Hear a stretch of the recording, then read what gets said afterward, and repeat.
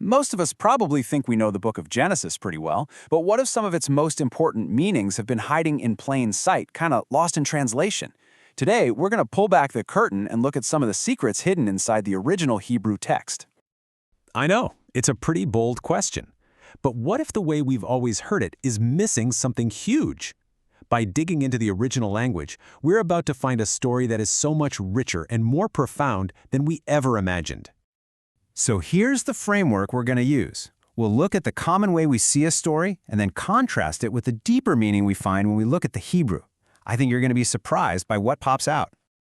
All right, let's dive right in. And where else could we possibly start but with the foundational words of the creation account itself? This is, without a doubt, one of the most famous opening lines ever written. We all know it, and when we read it, we usually think, okay, that's when the clock started ticking. But the original Hebrew word for beginning, it tells a totally different story. So the Hebrew word here is bereshit. Its root, reshit, doesn't just mean a point in time. It's got this idea of primacy, of being first in rank, the best part, the head honcho, the first fruits. So you see, Genesis 1:1 isn't just saying, here's when stuff started. No, it's a statement of lordship. It's declaring that God isn't just first on the calendar, he's first in importance. Everything kicks off with a person and with a purpose. And then, what about that word, created? The Hebrew word is bara. Now, this is huge. You and I, we can make things, we can form things, we can build things from stuff that already exists. But the Bible saves this word, bara, exclusively for God. It describes his unique power to bring something into existence from absolutely nothing. Okay, so let's move to the very next verse.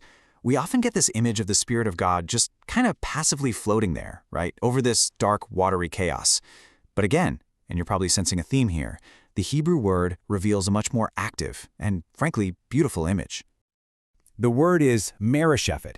And get this, it's also used in the Old Testament to describe a mother eagle fluttering over her nest, kind of vibrating with energy, ready to bring life and protection to her young. So that distant, passive, foggy image you might have in your head, you can just scrap it. The real picture here is of a near, active, nurturing presence.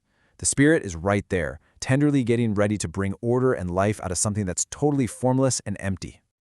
All right, now let's see how this all builds into the creation of humanity. This reveals a purpose for us that is way, way bigger than we often assume. So when we hear the phrase image of God, it's so easy to think it just means we have 2 eyes and a nose, that we physically look like God. But the ancient context for this phrase points to something completely different. It has nothing to do with how we look. In the ancient world, an image, or telem in Hebrew, was a royal term. A king would conquer a territory and he'd place a statue, an image, of himself there to basically say, this land is mine, I rule here. So when the Bible says we are made in God's image, it means we are his royal representatives on earth, meant to extend his good authority and care over creation. And this brings us to the creation of woman. Now, the word helper has so often been misunderstood to imply, a subordinate role, an assistant. But once again, the Hebrew word tells a very different story. The word is ezer, and this is not a weak word. It's a powerful one.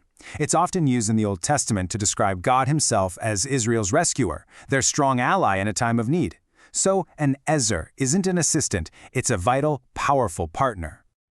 So, what happens when humanity rejects that royal assignment? Well, the story of the fall is definitely one of sin and judgment. But even here, if you look closely, you find these surprising, almost hidden moments of mercy.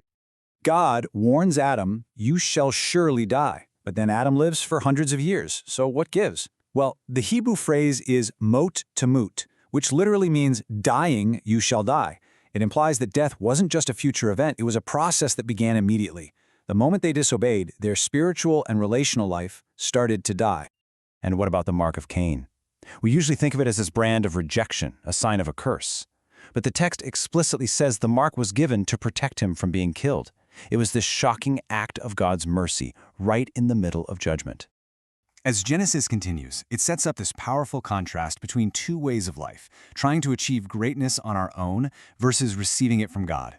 And this is perfectly illustrated by comparing the stories of Babel and Abram. At the Tower of Babel, humanity's ambition is on full display. Their goal is clear: to build their way up to the heavens and, as they say, make a name for ourselves, all without God. But then, just one chapter later, God comes to a man named Abram and makes a promise. He doesn't tell Abram to go build a great name. He says, I will make your name great. It's this incredible contrast between striving and surrender. And this whole theme of God's purpose overriding human plans, it reaches its absolute climax in the final chapters of Genesis, through the incredible story of Joseph. This is Joseph's famous line to his brothers. Now, what's fascinating is that the Hebrew verb for meant or planned is the exact same in both parts of the sentence. His brothers planned evil. God, using those same events, was planning good. It shows that God isn't just fixing damage. He is actively weaving His higher purpose through even the evil intentions of others. So let's do a quick recap of what we've uncovered. The beginning is a person, not just a point in time. The Spirit is an active nurturer. Humanity has a royal assignment. The Helper is a strong ally. And ultimately, God is sovereign enough to weave good out of what was meant for evil. So let me leave you with this final thought. We saw the Spirit hovering over the formless and void chaos at the very beginning of everything. So if your world feels a little chaotic, a little formless and void right now, maybe it doesn't mean God is absent. Maybe it means His Spirit is hovering close, just getting ready to create.